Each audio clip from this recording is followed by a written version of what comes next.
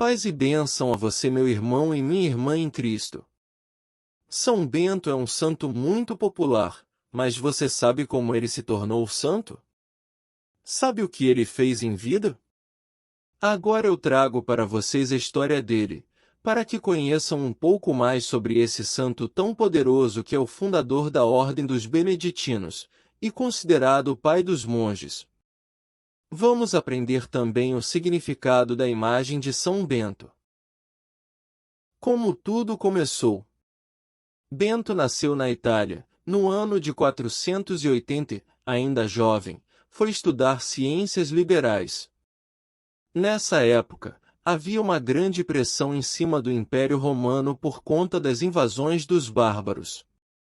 Indignado com tal situação, ele acabou optando por se retirar e manter-se isolado em uma gruta, que ficava em um penhasco, no alto das montanhas.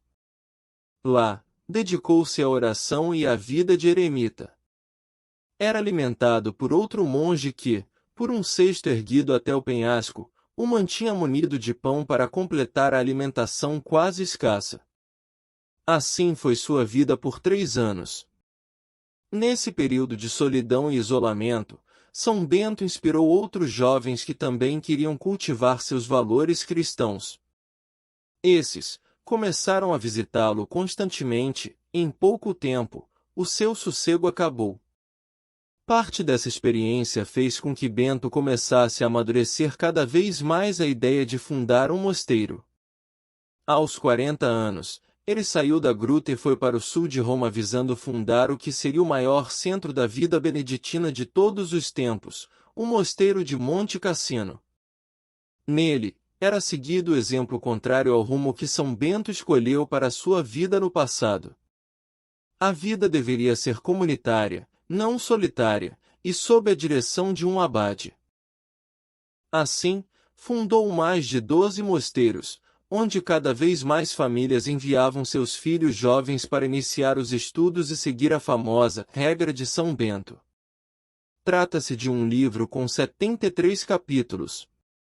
Neste material se encontra tudo aquilo que os monges devem seguir, segundo a sabedoria de São Bento. Seus apontamentos priorizam o silêncio, a oração, o trabalho, a caridade e o recolhimento. Foi assim que nasceu a Ordem dos Beneditinos. Suas ideias foram adaptadas por outros monges do Ocidente e são aplicadas atualmente em todo o mundo. A imagem de São Bento. Na imagem que conhecemos de São Bento, temos uma taça, um livro, um cajado, um hábito preto e a mão abençoando. Vamos entender o porquê. A taça. Certa vez, São Bento quase foi envenenado por alguns dos monges que viviam com ele. Isso só não aconteceu porque, ao fazer o sinal da cruz antes de beber seu vinho, a taça se quebrou, mostrando que aquela bebida oferecia risco à vida do santo. Sendo assim, após esse evento, São Bento compreendeu que nada mais poderia ser feito por aqueles homens que não conseguiam se adaptar às suas regras, decidindo por deixar aquele mosteiro. O livro. O livro representa a regra de São Bento, reunindo todos os preceitos considerados essenciais para a vivência em uma comunidade monástica cristã.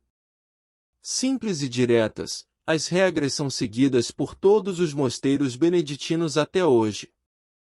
A regra de São Bento parte do conceito de orar e trabalhar. Trabalhando, a mente está ocupada, propiciando aos seres humanos crescimento e desenvolvimento.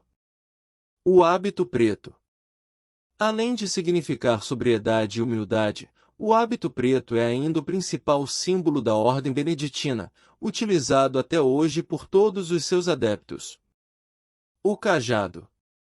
O cajado, ou báculo, é o símbolo que representa o pastoreio do abade, líder do mosteiro, sobre os outros monges sob seus cuidados. Tal objeto é semelhante ao utilizado pelos bispos e representa o pastoreio sobre a diocese a eles confiadas. Como um pastor usa seu cajado para guiar seu rebanho, as regras e ensinamentos de São Bento guiam todos os membros da ordem beneditina, por isso, a presença dela em sua imagem. A mão abençoando. Em sua imagem, São Bento é representado com uma mão abençoando, simbolizando um ensinamento bíblico precioso. Não retribuam mal com mal, nem insulto com insulto. Pelo contrário, bendigam, pois, para isso vocês foram chamados, para receberem bênção por herança. Pedro 3, 9. A barba. Branca, grande e chamativa, sua barba era uma marca pessoal. Ela representava sua sabedoria, retidão e sua experiência na prática deste dom valioso que Deus o concedeu. Foi essa sabedoria que o permitiu fundar a Ordem dos Beneditinos e a regra que norteia o trabalho de vida de milhares de monges até a atualidade. A Medalha de São Bento. Talvez esse seja o símbolo mais conhecido popularmente pelas pessoas por ser a maior herança deixada por este santo. As primeiras medalhas foram confeccionadas no mosteiro de Montecassino e mantêm como símbolo principal a cruz. Ela representa as diversas situações em que a morte foi evitada e, o sinal da cruz para o pai dos monges, era como um sinal de coisas boas sendo feitas, sinal de vitória contra o mal e a morte. Na frente da medalha está São Bento e, atrás, há letras que são as iniciais da oração de São Bento em latim. Na cruz inserida no meio da medalha estão as letras CSPB, que significam Cruz do Santo Pai Bento e, em cima, estão as iniciais PAX, que significam paz. Em toda a medalha, estão as iniciais que completam a seguinte oração: a cruz sagrada seja minha luz, não seja o dragão o meu guia. Retira-te, Satanás, nunca me aconselhes coisas vãs. O mal que tu me ofereces, bebe tu mesmo, o teu veneno. Amém.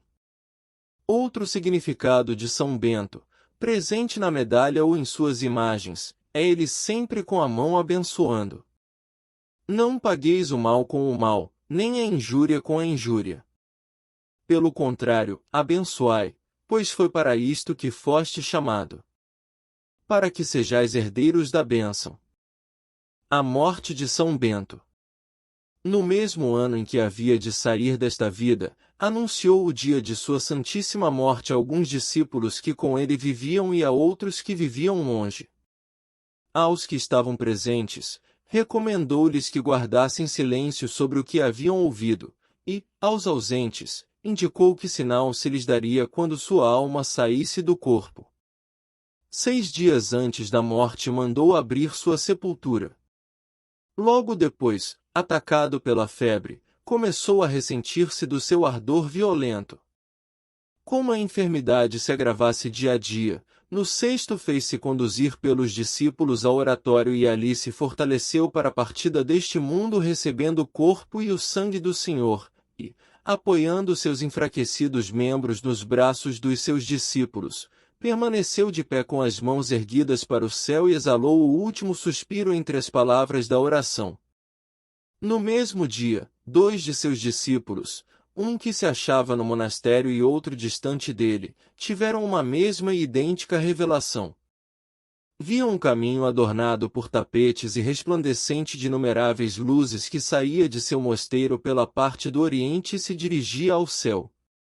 No alto, um personagem de aspecto venerável e luminoso lhes perguntou se sabiam que caminho era aquele que estavam contemplando.